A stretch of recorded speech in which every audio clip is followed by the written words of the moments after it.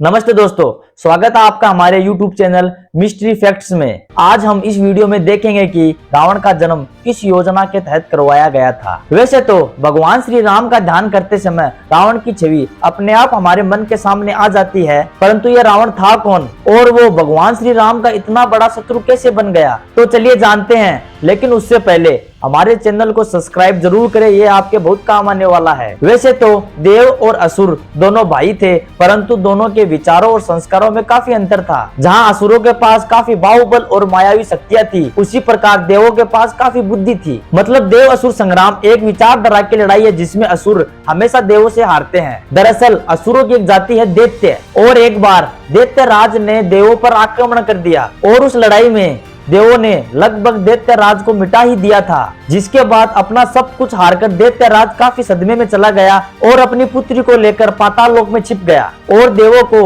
किस तरीके से हराया जाए यह योजना बनाने लगा। तब उसे समझ में आया कि युद्ध केवल बाहुबल और मायावी शक्तियों से नहीं जीता जाता, बल्कि बुद्धि बल भी युद्ध जीतने के लिए बहुत जरूरी है, जो कि केवल देवों के पास था। तभी राक्षस राज को एक योजना सूझी और वो अपनी पुत्री से कहता है कि एक रास्ता है देवों पर विजय पाने का, उसमें मुझे तुम्हारी मदद चाहिए। और राक्षस राज अपनी पुत्री से कहता है कि तुम्हें ऋषि विरसुआ के पास जाकर किसी भी तरह तुम्हें उनसे विवाह करना होगा, फिर जो संतान होगी उसमें हम जैसा दैत्य बल और देवताओं जैसी बुद्धि होगी। लेकिन राक्षस राज की पुत्री बोलती है कि पिताजी, ये कैसे संभव हो सकता है, मैं एक राक्षस दैत्य कन्या हूँ और वो एक देव, वो मुझे कैसे स्वीकार करेंगे। तब राक्षस राज अपनी पुत्री से बोलते हैं कि पुत्री, यह काम बिल्कुल भी आसान नहीं है। इस काम को करने के लिए तुम्हें अपनी मायावी शक्तियों का प्रयोग करना होगा और तुम्हें अपने मायावी रूप से ऋषि विरसुआ को मोहित करना होगा, और यदि तुम इस कार्य में सफल हो गई तो ये समझ लेना कि हमारा कुल अमर हो जाएगा, फिर कोई भी हमें किसी भी प्रकार के युद्ध में हरा नहीं सकता।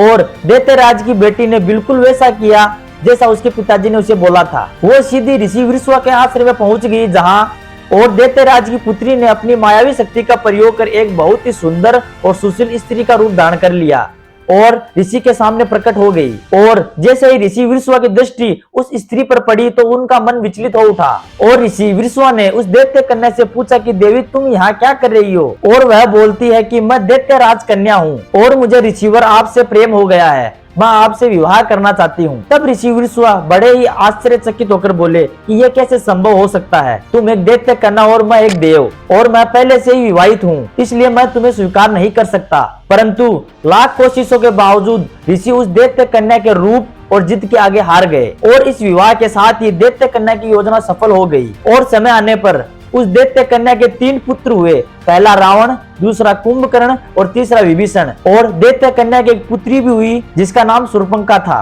और वे बच्चे धीरे धीरे दैत्य राज के प्रभाव में आने लगे और दैत्य राज जैसा रावण को बनाना चाहता था, रावण बिल्कुल हूबहू वैसा ही बन गया, महाज्ञानी, महाबली और अपनी जिद का पक्का। तो कैसी लगी आपको ये वीडियो? इसके आगे के पार्ट जानने के लिए कमेंट में जरूर लिखें और चैनल को सब्सक्राइब करना ना भूलें।